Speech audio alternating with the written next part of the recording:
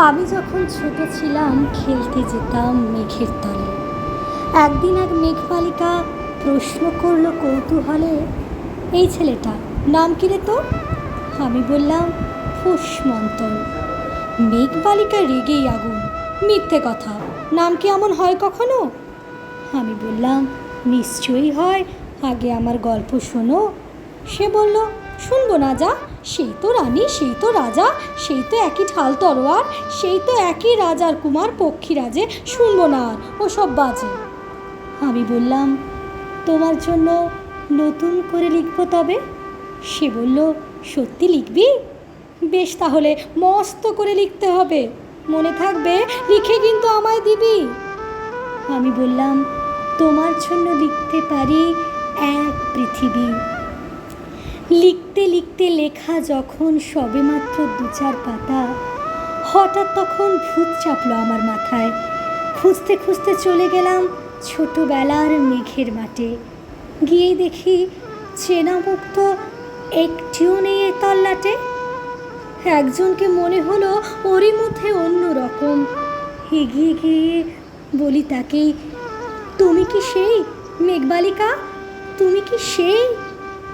সে বলছে মনে তো নেই, আমার ওসব মনে তো নেই। আমি বললাম তুমি আমায় লেখার কথা বলেছিলে। সে বলল সঙ্গে আছে, ভাসিয়ে দাও গায়ের ছিলে। আর হ্যাঁ শোনো, এখন আমি মেঘ নই আর, সবাই এখন বৃষ্টি বলে ডাকে আমায়। বলেই হঠাৎ এক পশলায় চুল থেকে নখ কামায় পুরো ভিজিয়ে দিয়ে অন্য অন্য বৃষ্টি বাদল সঙ্গে নিয়ে মিলিয়ে গেল খরস্রোতায়, মিলিয়ে গেল দূরে কোথায়, দূরে দূরে।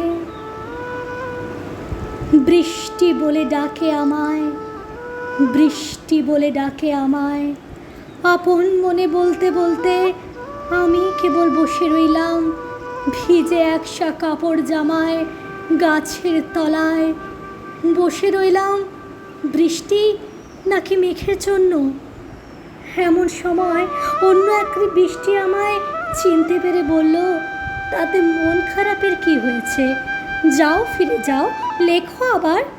এখন পুরো বর্ষা চলছে, তাই আমরা সবাই ব্যস্ত এখন নানান দেশে। তুমিও যাও, মন দাওগে তোমার কাজে।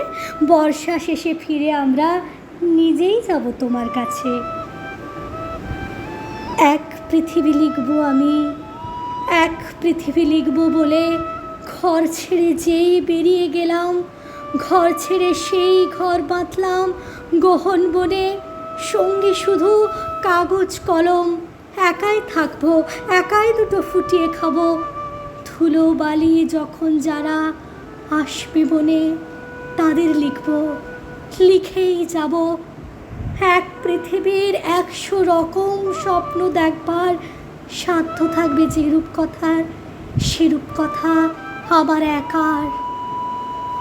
ঘাড় গুছে দিন লিখতে লিখতে, ঘাড় গুজে রাত লিখতে লিখতে, মুছেছে দিন, মুছেছে রাত। যখন আমার লেখবার হাত অসাড় হলো, মনে পড়ল সাল কি তারিখ, বছর কি মাস, সেসব হিসেব আর ধরিনি। লেখার দিকে তাকিয়ে দেখি এক পৃথিবী লিখব বলে একটা খাতাও শেষ করিনি। সঙ্গে সঙ্গে ঝমঝমিয়ে বৃষ্টি এলো খাতার উপর, আজীবন লেখার উপর। বৃষ্টি এলো এই অরণ্যে। বাইরে তখন গাছের নিচে নাচছে ময়ূর আনন্দিত, এ গাছ ও গাছ উঠছে পাখি, বলছে পাখি এই অরণ্যে কবির জন্য আমরা থাকি। বলছে ওরা কবির জন্য আমরা কোথাও, আমরা কোথাও, আমরা কোথাও হার মানি। কবিতা তখন কবির থেকে তাকিয়ে আছে অনেক দূরে, বনের পরে, মাঠের পরে, নদীর পরে, সেই যেখানে সারা জীবন বৃষ্টি পড়ে, বৃষ্টি পড়ে। সেই যেখানে কেউ যায়নি, কেউ যায় না কোনো দিনই। আজ সে কবি দেখতে পাচ্ছে সেই দেশে সেই ঝর্ণা তলায় এদিক ওদিক ছুটে বেড়ায় সোনায় মোরা মেঘ হরিণী, কিশোর বেলার সেই হরিণী।